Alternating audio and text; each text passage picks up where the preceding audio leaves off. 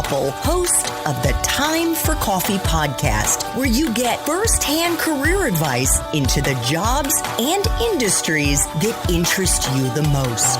And before we start today's show, I have a quick favor to ask you. If you haven't already, I'd be incredibly grateful if you give us a rating and a review on iTunes. And if you're like me, you need to do it now because you'll forget later and because it's the best way to help others who may be in search of career advice to find this free resource. So press pause if you haven't done it and do it right now. I'll wait. Thanks so much and enjoy today's show. Hey there, Java Junkies. Welcome to another K-Cup mini episode of Time for Coffee. By the way, K-Cups come in 3 sizes, single, double, and triple shots, or roughly 1 minute, 5 minutes, or 10 minutes in length. So if you don't have time to throw back an entire caffeinated career conversation, these K-Cup mini episodes of T4C can give you a quick caffeinated fix, whether you're on the go or you only have a few minutes to binge. So grab your mug and take a chug, because it's time for a caffeinated career triple shot K-Cup with my guest, David Kotowski.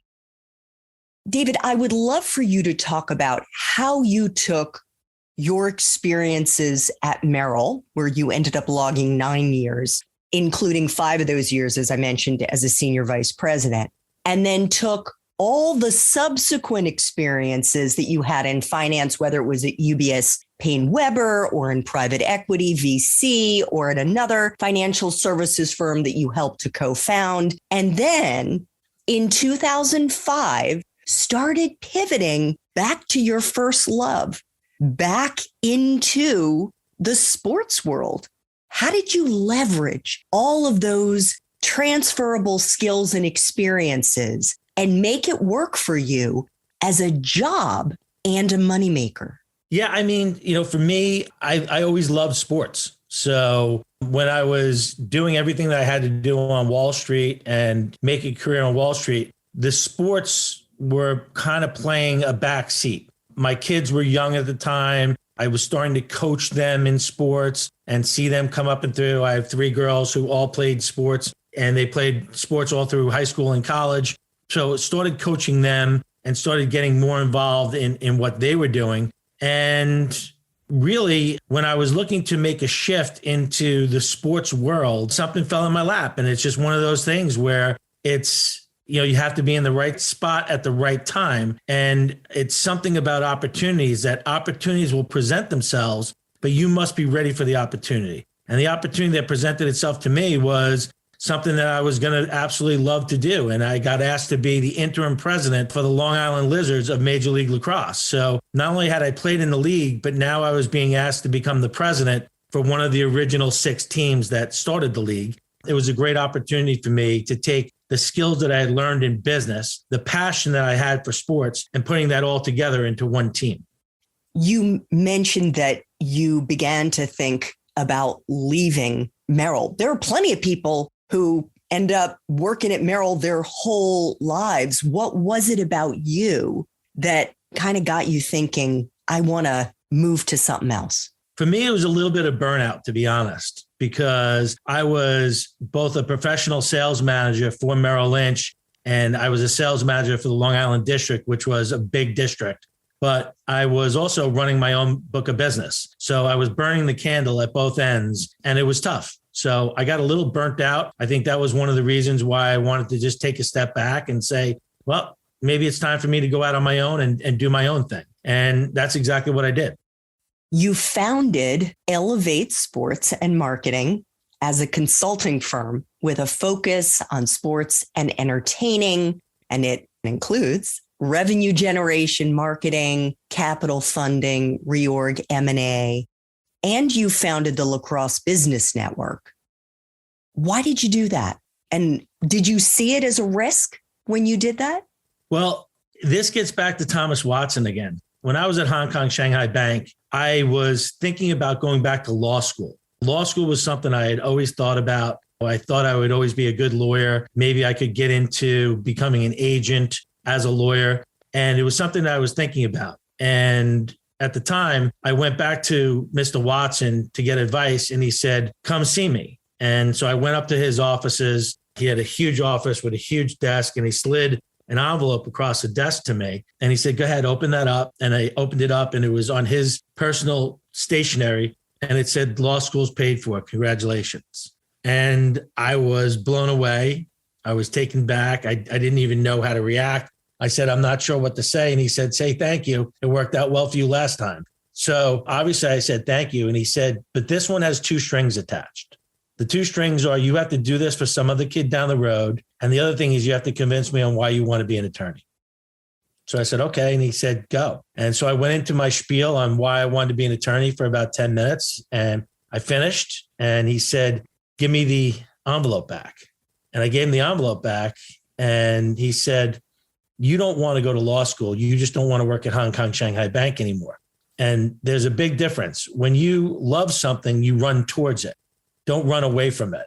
And so he said, you're running away from Wall Street right now. It's not like you're running towards becoming a lawyer. I think you need to find a better spot in finance where you're better fitted, because being a lawyer, I don't really think is what you want to do. And now it crushed me. It sent me on a high when he told me that it was paid for, but then he put me on a low, and I was kind of walking out of his office with my tail between my legs. And he said, there are times when you're going to be on the ladder of life and you have no idea how to get up to the next rung. That's when you have to have faith. You have to let go of the ladder, reach up to the next rung. And when you reach up, someone's going to pull you up. And when that person pulls you up and you get up to the next rung, the next thing you do is you reach down below you and you pull someone else up from behind. And I said to him, it's this ladder of life that you're telling me. And it's giving back. And that's the power of giving back. Sitting behind me, there's the 10th anniversary edition of Inside Lacrosse magazine. And basically it's written about me. And the title of the article is Paying It Forward. And that's something that I've done my entire life, is taking what Thomas Watson Jr. basically did for me. And I've been trying to do that every day of my life going forward.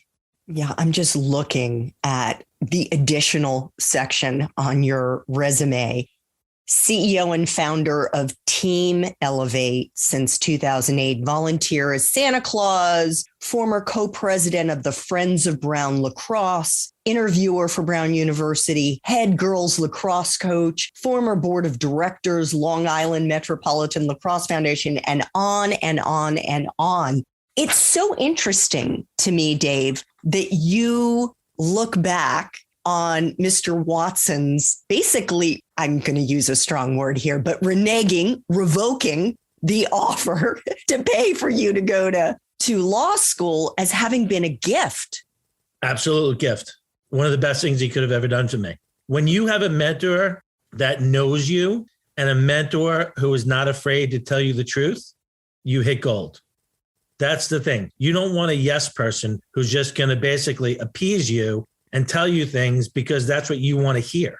And in his case, he told me something that I knew in the back of my head, but I just wasn't seeing it clear enough. It's interesting. Okay, you talk about the back of your head. Another place that we often get that feeling is in our gut, right? It's our intuition that is telling us something, but then we use our brains to try to talk ourselves out of it. And you were so fortunate to have Mr. Watson to basically send you packing. And is that what inspired you to found Elevate? Team Elevate is a girls travel lacrosse program that we've been running since 2008. And it wasn't something that we had any visions of saying, let's get into girls travel lacrosse. It was my daughter needed a team. She was playing for a travel team. It was very unorganized. It wasn't run well. So everyone asked me, said, listen, can you start a team? So we started with one team. And then 2 years later, we added our second team. And then we added a third team. And then we just kept on adding teams as we went. And we have some of the best players in the country playing who all came out of our program who are now captains of their college teams. That's something that I love. It's a way to give back to that next generation and get them to use lacrosse as a tool to help them get into amazing colleges. So beautiful. And I'm really glad you told that story.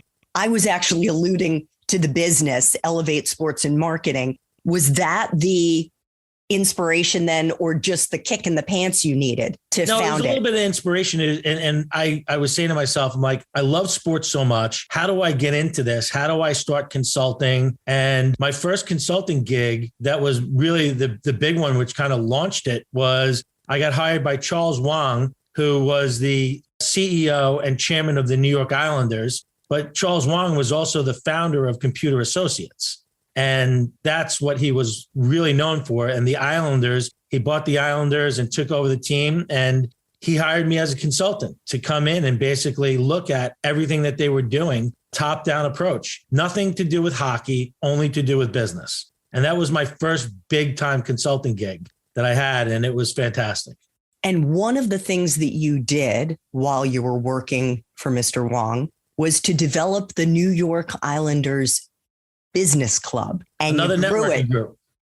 There you go. You grew it to include over 400 companies. There's somebody I interviewed.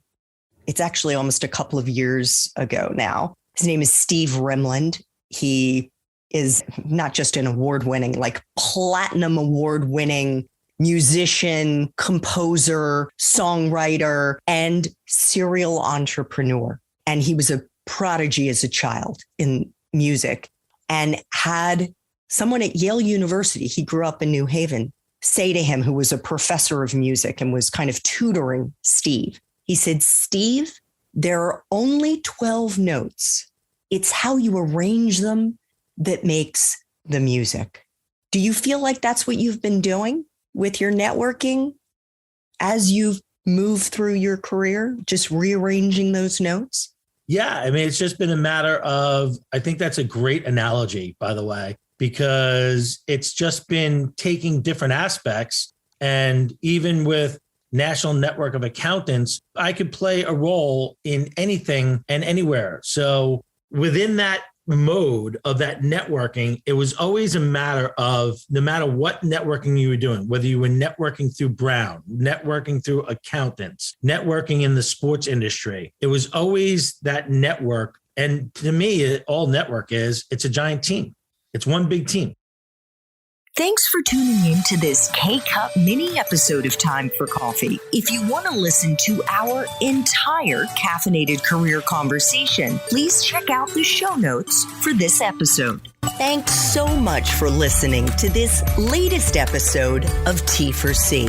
And if you're interested in learning more about my coaching services for confused college students and recent grads, feel free to check out the Time for Coffee website under the coaching tab at time4coffee.org, or text me at 202-236-5712. That's 202-236-5712.